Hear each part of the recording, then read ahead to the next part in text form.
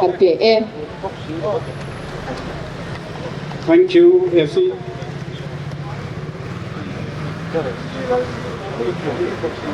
Today, we are honored to have in our midst Dr. A. Chelakumar, who is in charge of Mizoram from All India Congress Committee, and Mr. Anthony, who is also a Joint Secretary in All India Congress Committee and who is looking after this part of the state. It's our pleasure to have you with us today. Now, for the benefit of the general public, I'll be making my speech in Mizo. So I request respected Dr. Chelakumar and Mr. Matthew Anthony to bear with me. FCRA Ganantia Foreign Contribution Regulation Amendment Bill sang di somdi paro e kansay berane FCRA e sang ni song Central Congress of Kai Fwai Lai Khan Siam Chat Ania Tuna Chuan Lama and Mandeu Mandi Launa Le Engama Fel Fai Zoka Ruam Manasiam Tur Antia Hijo Kum Sang Ni Soma Siam Chat Ani Khan Akim in a Fel Tok Viotone Amai Rochu Kum Sang Ni Som Paruk Som Pariat Le Som Ni Khan Khoi Dang Lam Zevania a rules te bangin amay ro chukha khatuk tok lavin kumin march ni som panga khan Lok Sabha Foreign Contribution Regulation Amendment Bill 2026 to putlu aniya amay ro chu Indian National Congress le atho puiten nasatakin an soi sela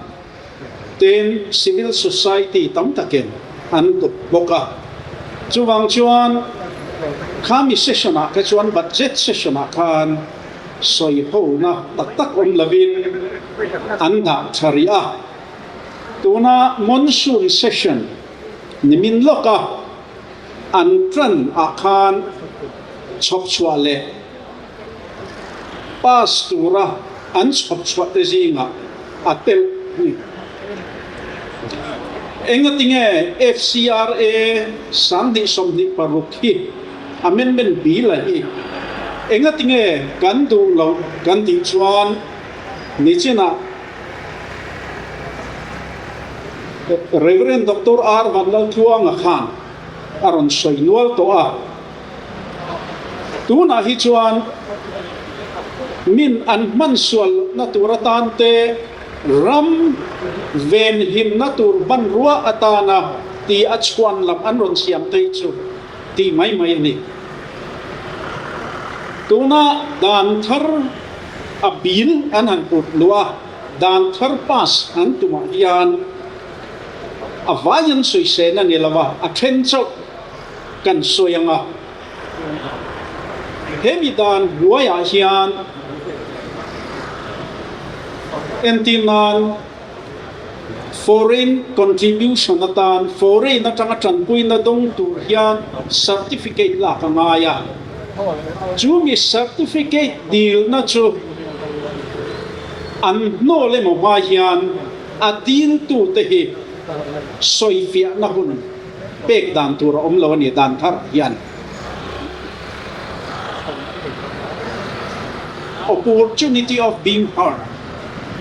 principle of natural justice ante dik takarorel ani the natur tan chuan adil tuai mo atuar tuai mo te kha an thiam thu an ma ni lam thu soi me na chan spek nge nge hi ti dan phung ani ma se hen dan thara hi chuan kham kha tel ani lavani tin Home Ministry in thutluk na an siam entinan sinote mo enge mo berpo hian certificate dilin lo mak ve tang tang ma se Home Ministry hin an du chuan an pai top the ni an nol top the ni lo nol ta se la appeal na tu lấy cổ na tu ra ha he dang thara hian au miak lovani chu wangin an no man makin mi in foreign contribution ta na certificate an di la te hi an lo nol mak thei don ani hey an ma ni FCRA portal a alan dam chuan July ni som panga tun ngai lo kan cho July ni som panga din huna khan FCRA certificate nei hi sin khat sang li zali somli pakwa an omani sin khat sang li zali somli pakwa an oma chuan sin ni sang ni zali somkwa pariat hi cancel to ani chuan sin khat sanga zani som pani dang chu a certificate dang chu apel to a expire to anga ngai ani arap tha kani hemi ina amonga chu Mizorama kan ko frang te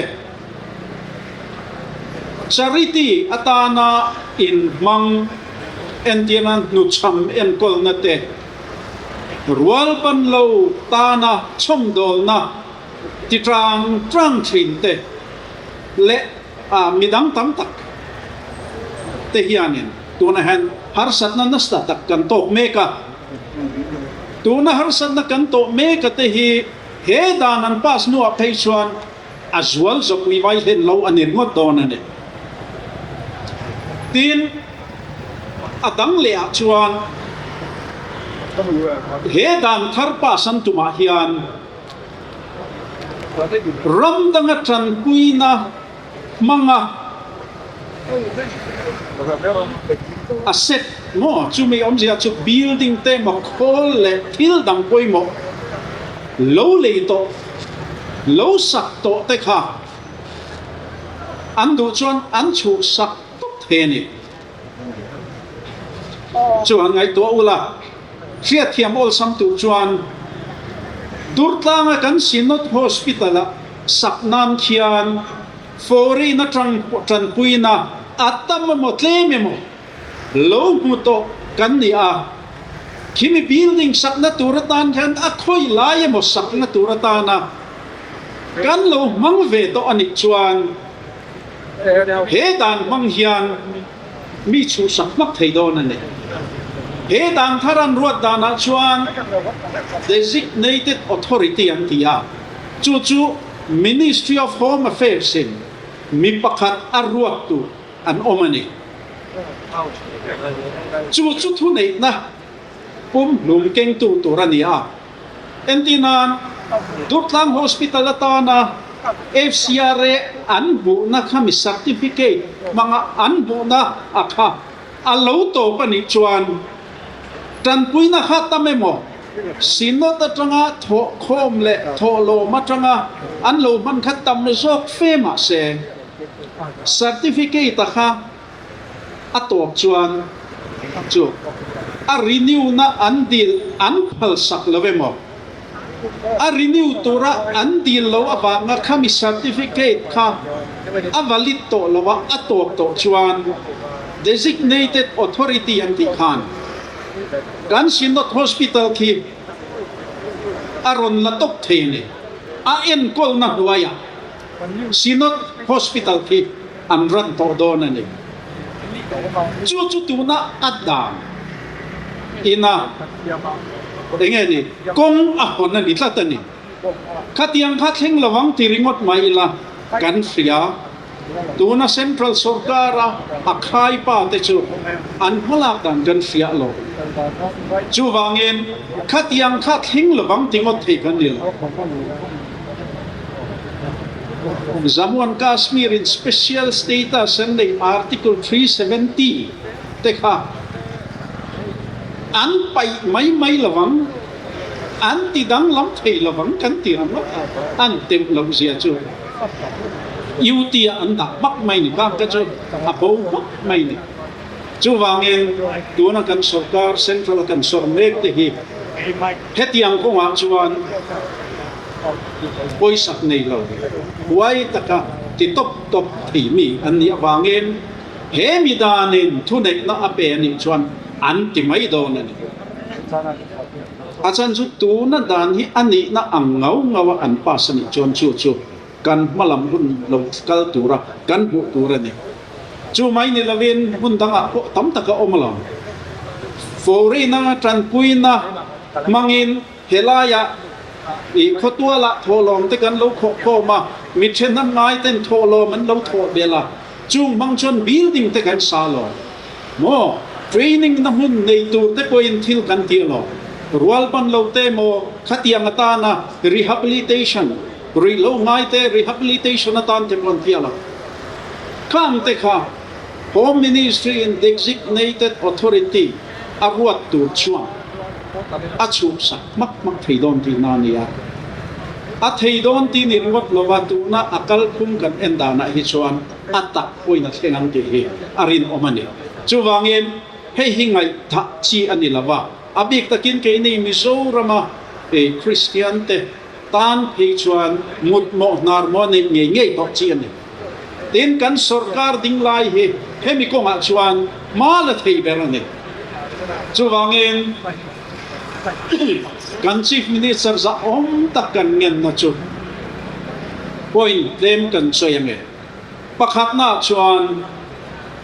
kan ko from fry to te kan NGO fry to te le political party zong ai o te fuayin delia kalin prime minister le home minister hi mi zup mu puite se ti kan ngen na ni hoina adot le chuan kan assembly legislative assembly hi a special session ko sela chuta chuan foreign contribution regulation amendment bill sang ni som ni paruk kan du lo na he resolution pass ni ro se ti kan du dan ni tin lok sabha a anzor lai khan vai trong thiam sap trong thiam an zuara chu chim pui ten kan thlang thing ani lok sabha a kan ai ok turin mizo zong kan Paul zong kan ko fan zong IOA Lok Sabha athu kan ne chun ani asap trong thiam ne te a vai trong thiam na te kha tun hun hi ani don lo mi aman hun tu chu wangin Lok Sabha a bill discuss ani huna soi ho ani huna thu soi ngei ve ro se he dan hi withdraw turin pom lo turin thu soi ngei ve ngei ro se hi kan MP zaumta kan ngen na ani bokani chuan heng hi tuna kan du angte kan ngen na te ngai poi mo ani lawa pas lui ani poin ke ni chu kan thungoi mai lawang kan do ngot turani lo kan do chun zong turani kan do chun zong bokam ti hi voina kan thu soi mai tu te lo fiat turin e soyani chuan voina helai huna local te